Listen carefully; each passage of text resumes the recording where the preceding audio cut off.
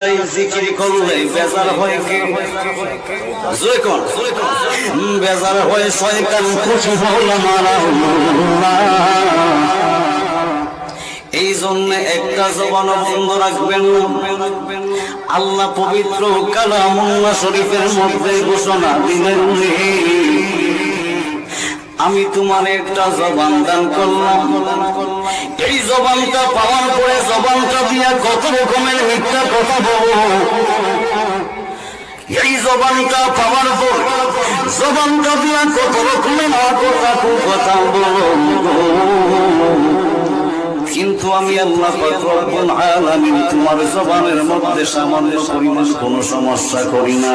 ইব্রাহিমপুরের জ্ঞানী গুণী ভাই বাবারা, আমি আপনাদের কাছে জানতে চাই, আমার আল্লাহ যদি ইচ্ছা করে গো মিনিটের মধ্যে আপনি আমার জবানটা চিরতরে বন্ধ করতে পারে কি পারে না?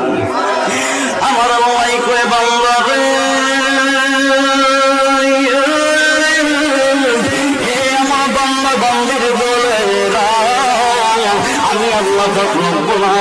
তোমার একটা জবান দান করছি, ওই জবানটা দিয়া যদি তুমি আমি মাওলা পাকের জিকির করতে পারো, আমি আল্লাহ ঘোষণা দিলাম, ফাযকুরুনি আযকুরকুম ওয়াশকুরুনি ওয়ালা তাকফুরুন। আমি আল্লাহর স্মরণ করার কারণে আমি আল্লাহ রব্বুল আলামিন তুমি কাফি বান্দাকে স্মরণ করব।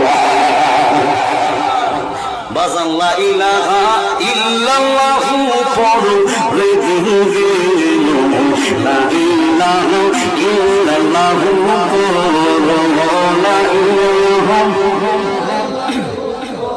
রে দিবে, লা ইলাহা ইল্লাল্লাহু পড়লো, লা ইলাহা ইল্লাল্লাহু পড়লো, বাজান লা ইলাহা ইল্লাল্লাহু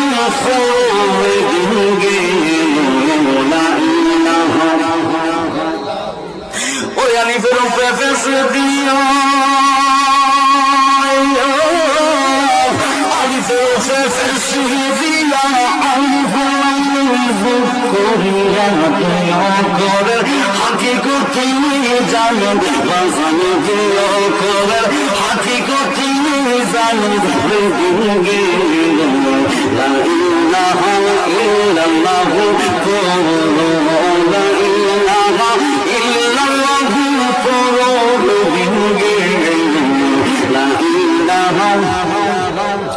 হে আমার ইব্রাহিমপুরের জ্ঞানী গুণী ভাই বাবারা, একটা জবান বন্ধ রাখবেন না।